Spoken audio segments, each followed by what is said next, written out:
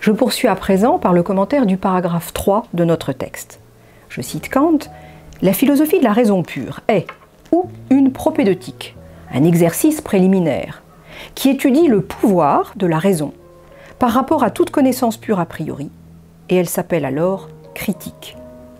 Ou bien, elle est le système de la raison pure, toute la connaissance philosophique, vraie ou apparente, venant de la raison pure, dans un ensemble systématique, et elle s'appelle alors métaphysique. Mais ce nom peut être donné aussi, ajoute Kant, à toute la philosophie pure, y compris la critique, et embrasser ainsi aussi bien la recherche de tout ce qui peut jamais être connu a priori, que l'exposition de ce qui constitue un système de la connaissance philosophique pure de cette espèce et se distingue de tout usage empirique, ainsi que de tout usage mathématique de la raison. » Fin de citation. Kant procède là, comme depuis le début du texte, par dichotomies successives qu'il convient de prendre non pas simplement comme des précisions terminologiques destinées à fixer le vocabulaire technique propre à son mode de philosophie, mais aussi surtout comme le plan programmatique du criticisme inchoatif en train de se réaliser. Il laisse ici en tout cas provisoirement de côté la philosophie empirique en son double volet futur qui est à la fois physique et anthropologique, pour se concentrer désormais sur la seule philosophie pure et sur ces deux moments, plus que parties, censés s'articuler l'un à l'autre comme des organes d'un organisme vivant, selon la métaphore organique de l'architectonique. Le premier moment est donc le moment proprement critique. Et ce moment-là, dit Kant, il fonctionne comme un exercice préparatoire ou préliminaire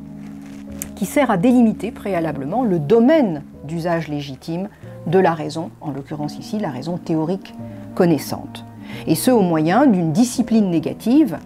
décrite amplement dans le chapitre de la discipline de la raison pure. Et le second moment, le moment métaphysique, qui n'est encore ici que esquissé, et qui est censé venir après le moment critique, une fois les bases de l'édifice solidement posées au moyen d'une critique de la raison pure, qui soit comme un tribunal de la raison à l'égard d'elle-même et des autres facultés de connaître, que sont l'entendement, l'imagination et la sensibilité. Ce paragraphe ne se contente pas de poser des dichotomies au sein de la philosophie, comme science de la raison pure, en distinguant un moment critique préliminaire et un moment métaphysique de la science. Kant, ici, se décrit lui-même en train d'écrire. Nous avons affaire à un texte autoréflexif, en un sens, qui définit sa méthode en la mettant en pratique et en œuvre, in situ. Toute la critique de la raison pure relève de ce moment propédeutique de la philosophie pure, tandis que les principes métaphysiques de la science de la nature de 86 ou la fondation de la métaphysique des mœurs de 85 et plus tard encore la métaphysique des mœurs de 1797 relèveront quant à eux du moment métaphysique. Il importe que ces deux moments organiques et néanmoins successifs, dans la mesure où leur rédaction ne peut s'inscrire que dans la diachronicité du temps,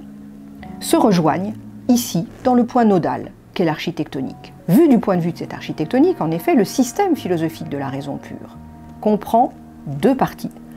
de la même manière qu'un édifice architectural comprendrait deux pièces, un vestibule,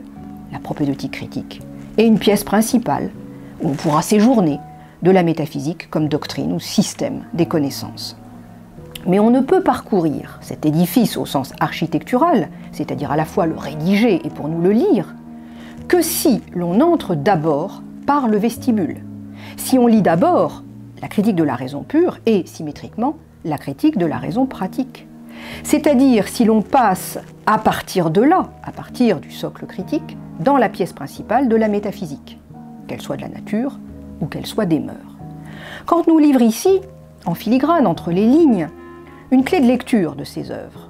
On devrait lire idéalement, à bien en croire le texte, les deux premières critiques avant de lire